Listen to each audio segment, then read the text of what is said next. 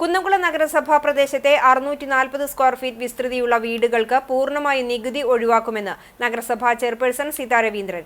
സംസ്ഥാന സർക്കാരിന്റെ പുതിയ നിർദ്ദേശമനുസരിച്ചാണ് നഗരസഭയിലും നികുതി ഇളവ് പ്രഖ്യാപിച്ചിട്ടുള്ളതെന്ന് അടിയന്തര കൗൺസിൽ യോഗത്തിൽ ചെയർപേഴ്സൺ വ്യക്തമാക്കി. ഡാറ്റാ ബാങ്കിൽ ഉൾപ്പെടാത്ത 5 സെന്റ് ഭൂമിയിൽ വീട് വയ്ക്കാമെന്നാണ് സർക്കാർ ഉത്തരവെന്ന് നഗരസഭാ സെക്രട്ടറി MB വിശ്വനാഥൻ വിശദീകരിച്ചു.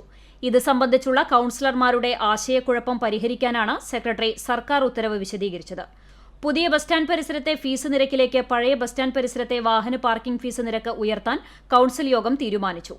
5 മണിക്കൂറിനു മുകളിൽ 4 വീലർ വാഹനങ്ങൾക്ക് 30 രൂപയും 2 വീലർ വാഹനങ്ങൾക്ക് 15 രൂപയും ഹെവി വാഹനങ്ങൾക്ക് 50 രൂപയുമായിരിക്കും പുതിയ പാർക്കിംഗ് ഫീസ്. വാഹനങ്ങൾ സ്ഥിരമായി പാർക്ക് ചെയ്യുന്നവരുടെ താൽപര്യാർത്ഥം മാസം വീതം പാസ് അനുവദിക്കാനും തീരുമാനിച്ചു. ഇതുപ്രകാരം മാസം 4 വീലറിന് 700 രൂപയും 2 വീലറിന് 300 രൂപയുമായിരിക്കും. പഴയ ബസ് സ്റ്റാൻഡ് പരിസരത്ത് പ്രദർശനത്തിന് 150 M2 ഏരിയയിൽ 5000 രൂപയും GSTയും നിശ്ചയിക്കാനും തീരുമാനിച്ചു. ഈ തുക നഗരസഭയ്ക്ക് നേരിട്ടടയ്ക്കണം. നഗരസഭയ്ക്ക് സാമ്പത്തിക നഷ്ടം ഉണ്ടാകാതിരിക്കാൻ മുൻകരുതൽ എന്ന വിധത്തിൽ ലേലത്തുകയുടെ 10% സെക്യൂരിറ്റി ഡെപ്പോസിറ്റായി ഈടാക്കുവാനും കൌൺസിൽ യോഗം ബൈലോ ഭേദഗതി പ്രകാരം തീരുമാനിച്ചു. ആശാവർക്കർമാരുടെ സമരത്തിന് ഐക്യദാർഢ്യം പ്രഖ്യാപിക്കണമെന്ന് കോൺഗ്രസ് RMPI അംഗങ്ങൾ ആവശ്യപ്പെട്ടു.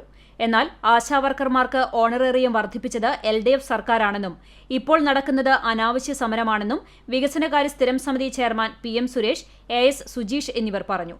വൈസ് ചെയർപേഴ്സൺ സൗമ്യ അനിലൻ, ആരോഗ്യ സ്ഥിരം സമിതി chairman T Somasekharan, VK Sunilkumar, Biju C Baby, Shaji Alikkal, Mini Moncy, Misha Sebastian, Beena Ravi, Reshma, Geetha Sasi, KK Murali തുടങ്ങിയവർ ചർച്ചയിൽ പങ്കെടുത്തു.